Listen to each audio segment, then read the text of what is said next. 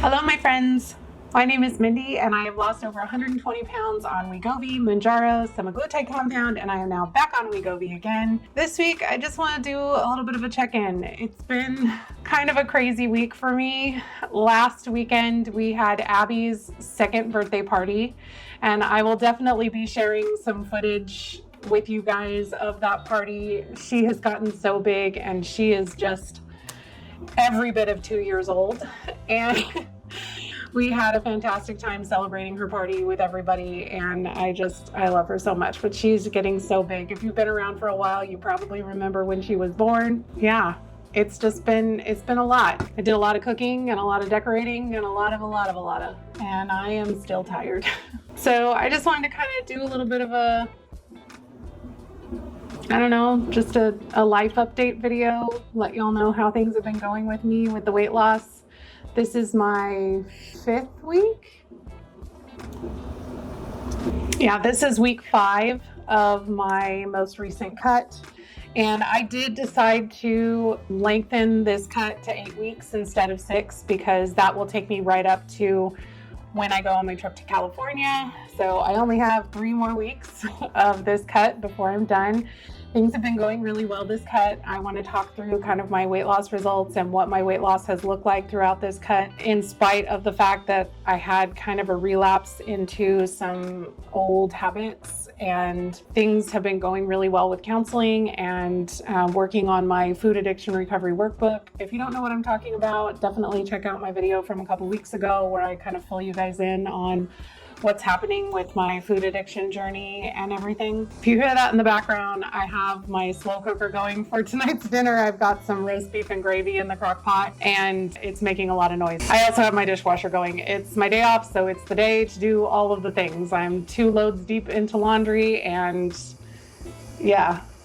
You know how it is. Life never lets up. I had another therapy appointment last night with my BetterHelp therapist, and things are just going really well. I'm continuing to listen to the My CBT podcast and the Carolyn Coker Ross eating disorder podcast, and I'm just learning a ton of new things. The most recent portion of the food addiction recovery workbook that I'm going through is about RDS, which is short for reward deficiency syndrome. And there's been a lot of research done about it, but it's basically people that are either born with or eventually develop fewer R2 dopamine receptors in the brain. So in order for us to get the same dopamine hit off of things that bring us pleasure, we have to do more of those things. And I took kind of a little test, and it said that, you know, I'm highly likely to have those lack of dopamine receptors. And people that have RDS it's something like 76% more likely to have some sort of addictive behavior, either drugs, alcohol, shopping, gambling addiction, food addiction, eating disorders, something of some kind. I'm kind of one of those people where I feel like the more knowledge I have about something, the more I'm able to kind of combat those urges because I know what's actually happening in my brain instead of being beholden to those urges.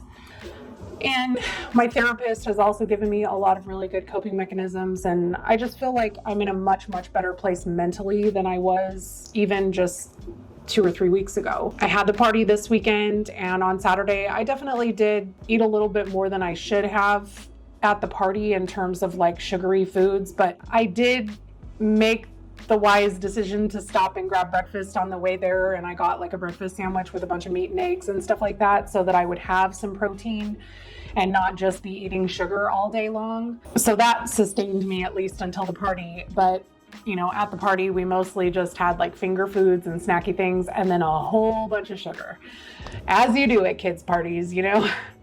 It was also at 2:00 in the afternoon, so it wasn't like during a meal time, so we didn't want to have like this big, you know, meal. But I can never do a party without food. That's just me. I was very proud of myself for not going super overboard. I didn't bring things home with me. I left everything there. When I was feeling the urge to kind of shove more sugar in my face, I was trying to frequent the fruit tray more often than the cake plate and things like that.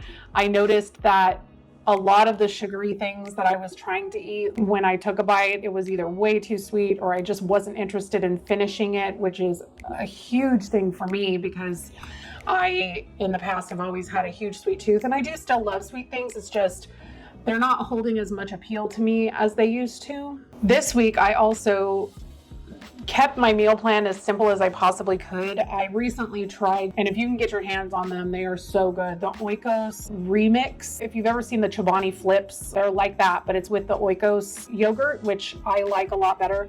I will say that these definitely are more sour than the Oikos 000 is, but they were palatable because of the mix-ins that they had. I tried the almond coconut one, I tried the s'mores one, and I tried the salted caramel one. The salted caramel and the s'mores were definitely my favorite. I liked the mix-ins on the almond coconut one a lot, but the yogurt was by far the most sour. It was the coconut yogurt, and I preferred the other two. I also tried yesterday the Chobani Flip with the caramel cookie. It's like supposed to be like the Girl Scout Samoa cookies, and their yogurt was really sour, but I still enjoyed it for the most part because of the chocolate and everything that was mixed into it. So I will probably be doing that a lot more often because I noticed that the sweet treats that I've been making for myself have just been too much. The banana bread was fine, but then in order to get enough protein, I was adding that protein peanut butter on top of it, and that was just, it was a lot. It was very, very sweet. It started to get to be too much, and I just wanted the banana bread part, but it's not as high protein. So I ended up freezing half the loaf that I made last week. So I'll have to try that maybe with the Oikos 000 on it, or maybe just do PB Fit by itself, not a whole protein peanut butter thing. Because I did like the flavor combination of the peanut butter and the banana bread. It was just that protein peanut butter was good in the beginning, but it almost felt like it got sweeter as it sat, and it got kind of an off taste, I'm assuming because of the protein powder. So yeah, you know, just me rambling. I'm actually starting to get a little bit hungry, so I'm gonna make myself some lunch. I will see you guys back here in a little bit. This week I was making my way through some leftovers from last week's dinner, and one of the things I made was a macro-friendly food recipe for copycat Margarita Chicken, and I thought this would be really good in a salad. So I just threw together some romaine lettuce, shredded cabbage, some tomatoes. I ended up using a much smaller portion of the chicken because it was just too much, and then that avocado dressing, that's my favorite. I will have the links for the recipes down below. And I also wanted to give these crispy jalapenos a try. Oh, this salad was so good.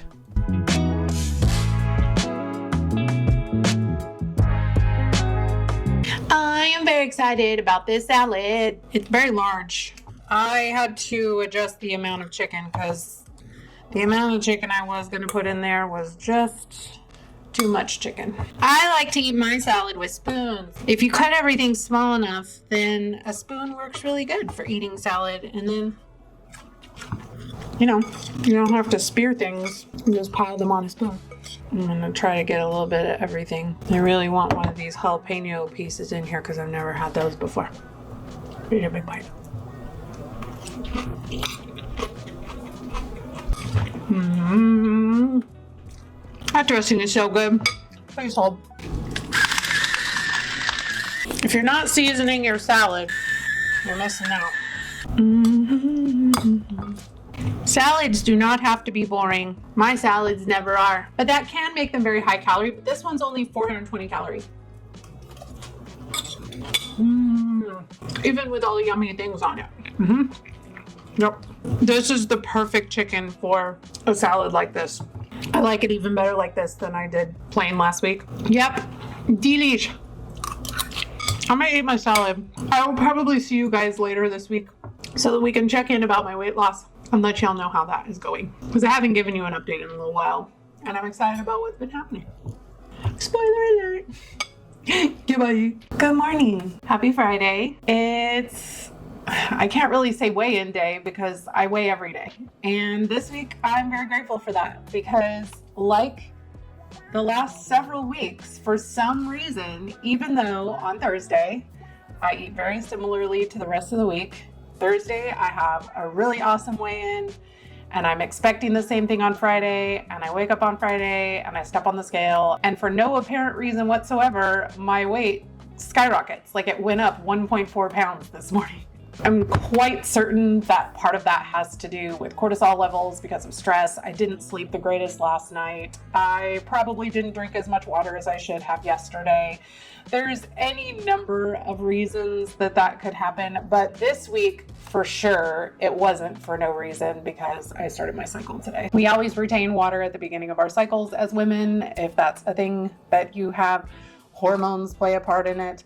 There are so many things that affect our weight that have absolutely nothing to do with how well we stuck to our diet. I'm really not mad about it, especially because yesterday I hit a new milestone that I'm very excited to share with you. This is my 5th week, the end of my 5th week on my current cut. And I started this cut at 252.4 pounds. And yesterday, we're using yesterday's weight because we're going to pretend like today didn't happen. Yesterday, I was at 239 pounds even. So I am officially under 240 pounds. Yay! I have been stuck in the 240s for what feels like absolutely forever. So even though today when I woke up, I was back in the 240s again, we're going to call it a win and we're going to say I'm officially in the 230s because it makes me feel better, okay? But that means that as of yesterday, I had lost 13.5 pounds in the last 5 weeks. Obviously, some of that is a weight that I re-lost when I gained during my relapse into those binging habits and things like that. But since January 1st, I have lost 17.6 pounds total, which means that I am 32.4 pounds away from my goal of losing 50 pounds this year. And I feel like that's doable, especially with the way that counseling is going and the new tools that I have to keep myself in a much healthier place mentally, because I feel like that has such a huge impact on my weight loss. And I feel like having those tools now, I know how to kind of combat some of those things when I start to get into a bad place mentally. I've really been enjoying looking at these charts from my Fitbit app and my Renpho app, my scale app. And it just makes me feel really good to look at these and see kind of that downward trend from the last month where I started at over 252 pounds and I'm now down at 239. You can always see where the weekend is because I do calorie cycling. So I eat a lot fewer calories during the week and then I eat a little bit more calories during the weekend. So on Monday, my weight always spikes a little bit, usually because I'm eating a little bit more carb heavy meals on the weekend. So I tend to retain more water and then my weight shoots back down again as I take that water weight off again. And that's why I like weighing every day, because it gives me a more accurate look at what my weight is actually doing. And I can look at those trends instead of those daily ups and downs. Looking at more the 3-month mark, you can see where I had that relapse into those binging behaviors. And then since then, my weight has just had this steep decline, which makes me very happy. With this one, each one of those dots represents a week. So that's a weekly average. That dip down at the bottom was right before Spring War. And right after Spring War was when I really started struggling with those food addiction and binging, resurfacing of those issues. And then right at the top of that peak is when I started going to counseling and when I started this most recent cut. If you look even further back to the last year, you can see that those dips and valleys are even less. It's much more of a downward trend the whole way, except for that 1 month where I had those relapses. I really like looking at these trends because it makes me feel a little bit better about being on track, if that makes sense. It gives me a more accurate picture of what my weight is doing rather than looking at that daily up, down, up, down, up, down. Anyway, I don't know if that helps you in terms of thinking about looking at things in terms of trends and averages rather than just looking at a daily number. It has really helped my mental health anyway. There are times where I will look at it and I will look at like a yearly number and say, oh my gosh, I've only lost 14.6 pounds in a year. But when I look at that graph and I see that downward trend, it still makes me feel a lot better about the fact that at least I'm not gaining. At least I'm not just maintaining. I am actually losing weight. Anything's better than nothing. And this cut in particular has been very successful. I'm feeling really, really good mentally. In addition to the weight loss, this cut, my BMI went from 40.6 to 38.4. So I'm officially in the 30s. As we know, 30 and higher is what's considered to be obese. And that means that my BMI went down by 2.2 points in the last 5 weeks. That's exciting to me. Probably the most exciting thing, and again, I use a bioimpedance scale. It reads my body fat. It's not super accurate, and if you want to know more about how bioimpedance scales work, there are lots of videos on YouTube, and it'll explain a lot better to you than I can exactly how those scales work, why they're not the most accurate, but they do work fairly well for keeping track of like changes anyway. So when I started this cut, I was at 54% body fat, and as of yesterday, I was at 50.6% body fat, which took me down 3.4%. The most exciting part was it had me starting at 116.1 pounds of lean mass, so muscle mass. And then I ended at 118 pounds of lean muscle mass. That means that I actually gained almost 2 pounds of muscle. Again, I'm sure it's not completely accurate, but in terms of a comparison, it's usually a good indicator of what your body is doing. The fact that I have not been exercising during this cut, I've only been doing my walks. I have not been doing my strength training. I know I told you guys I plan on restarting that again, and I do. I just am doing my best to focus on the mental health component right now. I don't want to overwhelm myself with too much before I'm ready. I feel like that's working, focusing on the mental health aspect and just learning more about my mental health and what kind of got me here in the first place. Because as you guys know, my hope is not to stay on these drugs forever. So I need to be able to learn how to control the issues that got me to my overweight place in the beginning, so that if and when I come off of these meds, I'm not immediately experiencing tons of weight regain. So other than the numbers on the scale, I also had a very exciting non-scale victory this week. I have been wearing, and please don't kill me, I have been wearing the same bras since I started this journey at 365 pounds. So the bras that I've been wearing were very, very tight on me in the beginning. I very rarely wore them because they were so uncomfortable. They're now extremely loose.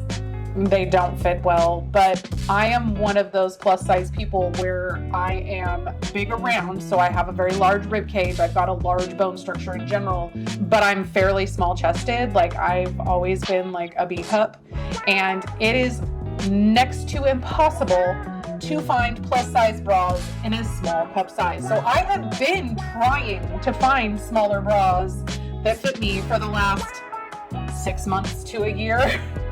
And I finally found out that they actually still sell the kind of bra that I was wearing before in a smaller size. The bras that fit me the best are the kind that they sell in small, medium, large, extra large, 2XL, 3XL type thing.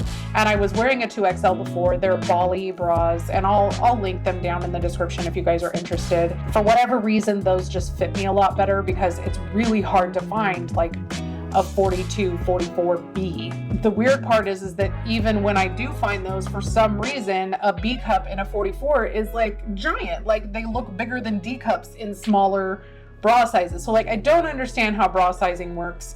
I just know, I've been measured by professional bra people and they still had a hard time fitting me. So I don't understand. Apparently I am a physical anomaly, a wonder of the world, if you will. And yeah, so anyway, this week, boy, I am rambling this morning. This week I bought a bra in an extra large. It was a different style of bra from the other one that I had, but it was still the same brand, still from Bali. And I bought an extra large and I put it on and I was like, this feels too big. That can't be a thing. So I bought a size large and it came last night and I put it on and it actually fits. It fits. So it feels fine in the band size, but I think the cup size is just a little small. I'm wearing it right now and it feels comfortable, but every once in a while I look down and I've got the bulging happening where it's kind of squeezing out the top. So I think I may be maybe 10 pounds away from being able to wear this one, but I did get one in the smaller size, the extra large of the other bra. that I bought. Exciting things. I know buying a new bra is not something that should be exciting, but given how long I've been trying to find one that fits properly, like, that was exciting. And it was super weird to put a size large anything on my body and have it actually fit. I still am kind of in shock a little bit, I think. But anyway, I will have both of those bras linked down below. If you are somebody that has the same struggle that I do, where you are a large band size but a small chest size, these might be a good option for you. They are very, very comfortable, stretchy, soft, and they're actually pretty. That's pretty much all I have for you guys today. I hope you enjoyed this video. I also wanted to give a quick shout out and a thank you to all of my members, my Taco Club members. If you support my channel and my content, thank you so very much for doing that. I appreciate you more than you could possibly know. You're a big part of why I'm able to continue to do this. If you are not a member and a supporter of my channel, but you want to be, please feel free to check out my Buy Me a Coffee page. I have memberships for as low as $5 a month, and I do send out a weekly meal plan with free recipes for you guys to try. You also get free access to all of my recipe cards. They're available in like a 3x5 and an 8.5x11 for you to print out. I hope you guys enjoy this footage from Abby's birthday party. We had the best time.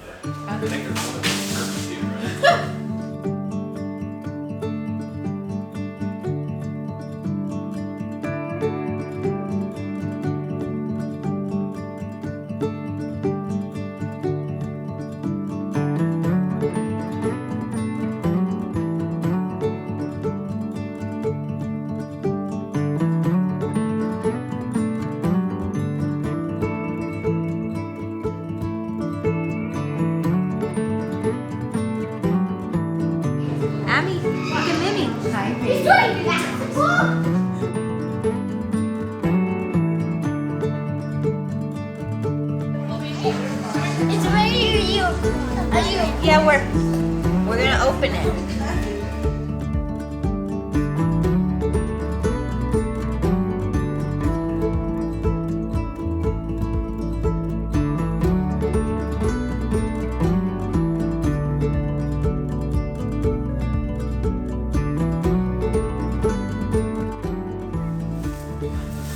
Come on, Dorian.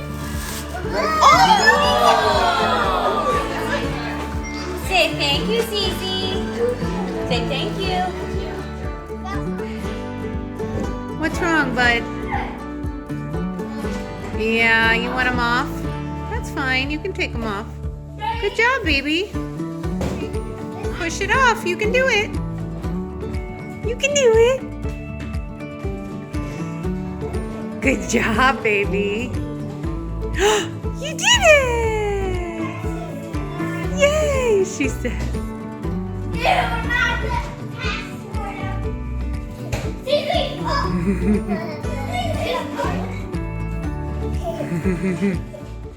That's pretty much it. I hope you guys enjoyed this video. If you did, please give it a like. Say hi to me down in the comments and let me know how you're doing on your journey. If you need some encouragement, I would be happy to be here for you for that. And I will see you guys in the next one. Bye, guys. We're on a journey, looking back on the things that we've taken for granted, but feels like we're learning to be better without what's been holding us